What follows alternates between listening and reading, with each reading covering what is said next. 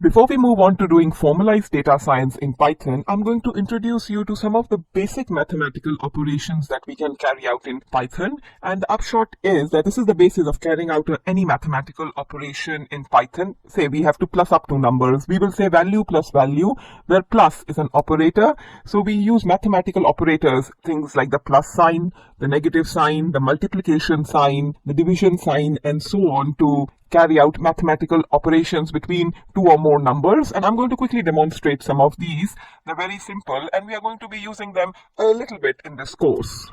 I'm going to carry out the demonstration in the Python shell itself because frankly this is really quite simple. It's just a way of introducing you to some of the mathematical abilities of Python.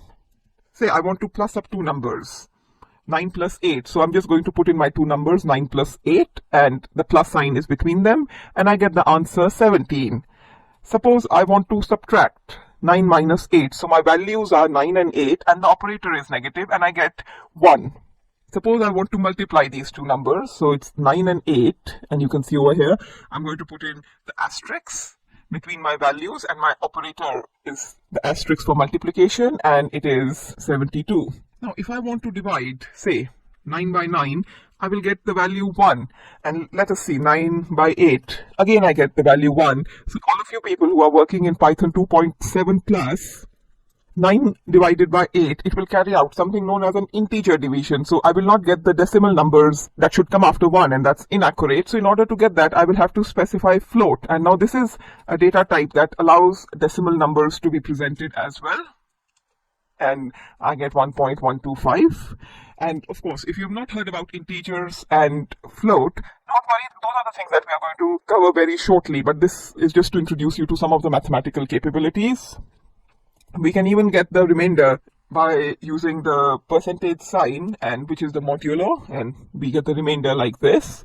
In addition to some of these basic mathematical operations, we may want to take things like square root. For that, we have to import a module called import math.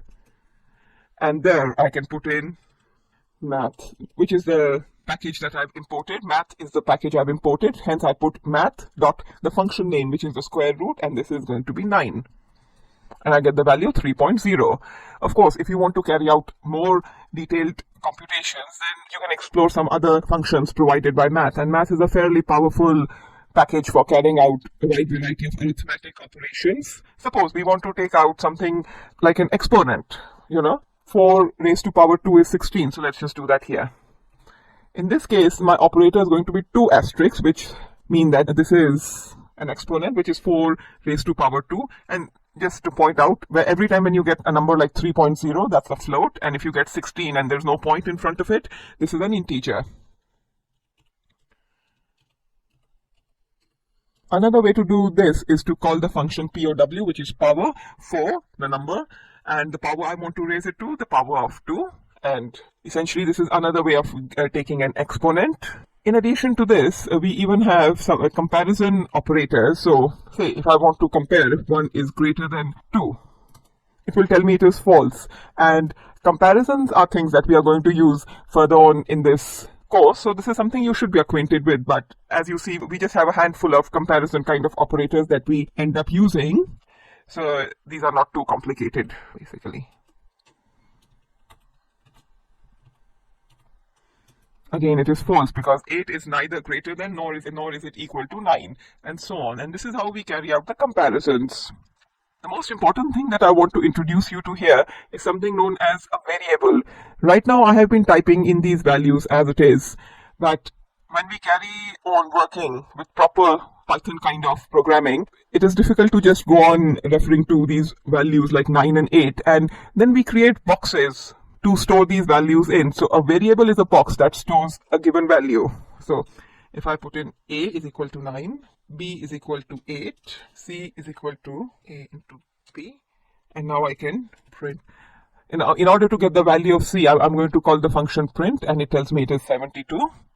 Now I can even change the values of my variables. So if I declare my variable to be 8, and in this case I'm going to use equal to as an assignment sign, and now if I carry out the same operation,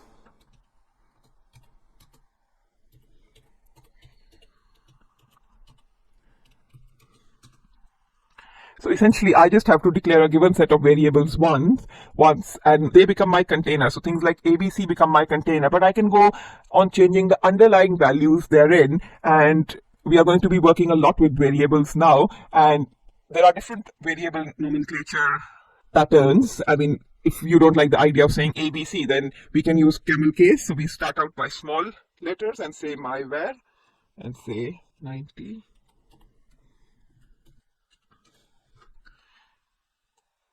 This is a camel case because we started out with small letters followed by a capital letter, and this is a very good way of naming your variables, and it just makes things a bit easier as we start working with a lot of variables.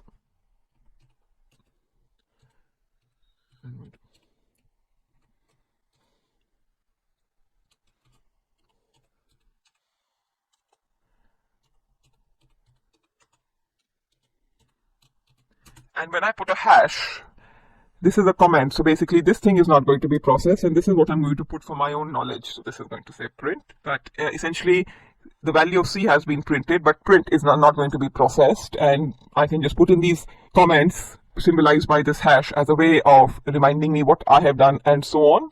And in this brief lecture, now you've been acquainted with a wide variety of mathematical and comparison type of operators, and frankly they're pretty straightforward, and I hope you have been typing in all of this stuff as I was typing along on my screen. And if things are still not clear, these are the things that are going to become clear, and these are the things that we are going to be working with a fair bit in this course. So things are going to become clear as we go further on in the course.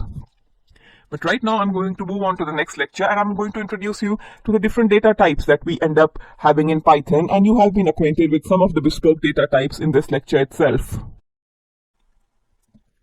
In this lecture, I'm going to briefly introduce you to some of the most common Python data types that we are going to encounter while working through this course. There are other data types, but the three data types over here, they're just about the most common data types that one needs to be familiar with.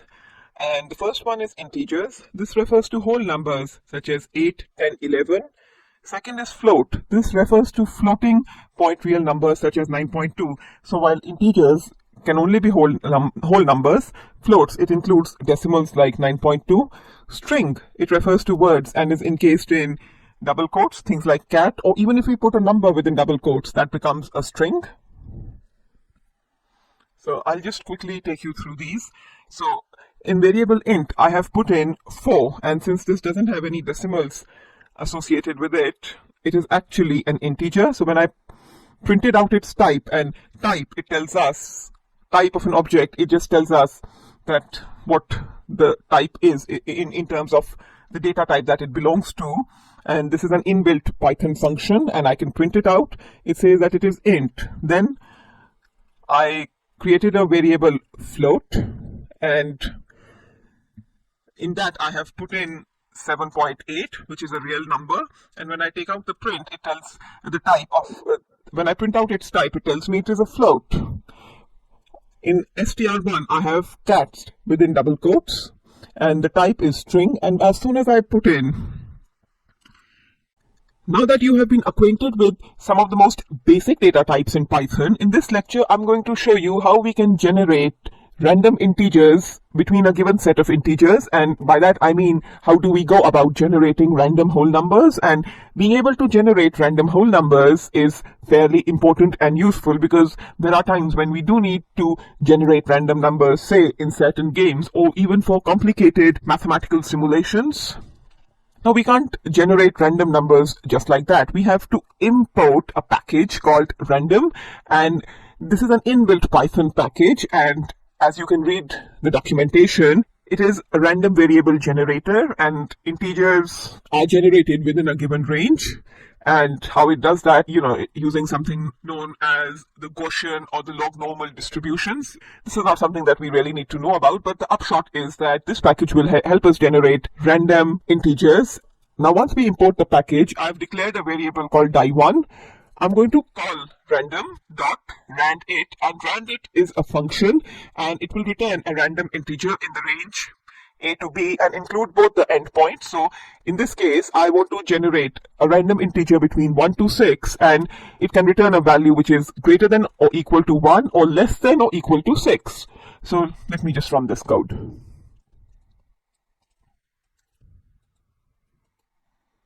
Okay, so the entire code has been run, but if you just look at the first number corresponds to the variable die1, and in this case it has generated 5, which comes between 1 and 6. And now after I run the script again, the first number over here is 4, which is again between 1 and 6, but obviously it's not 5. And let's just do it the third time. Again I get a 5, a number between 1 and 6.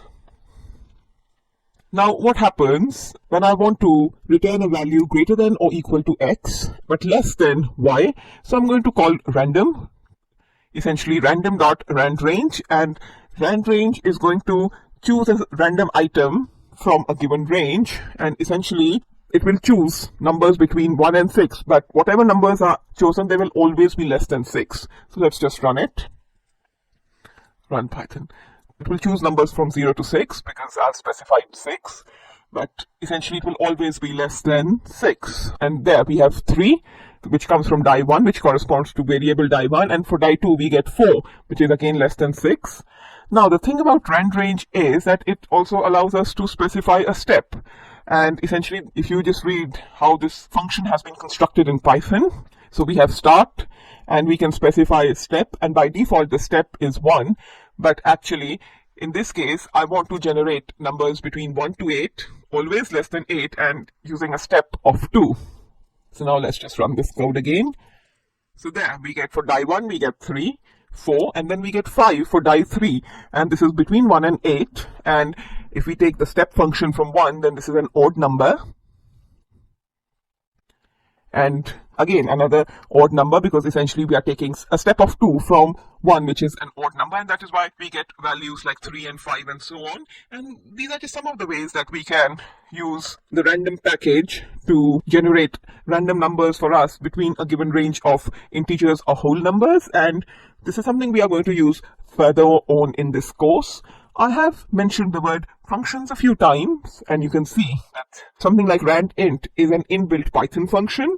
We are also going to work on building our own functions, but that too is further on in this course. So I hope you've been able to follow everything so far, and now we are going to start getting into actually using Python to work with more complicated data and structures and patterns, and that starts from this section onwards.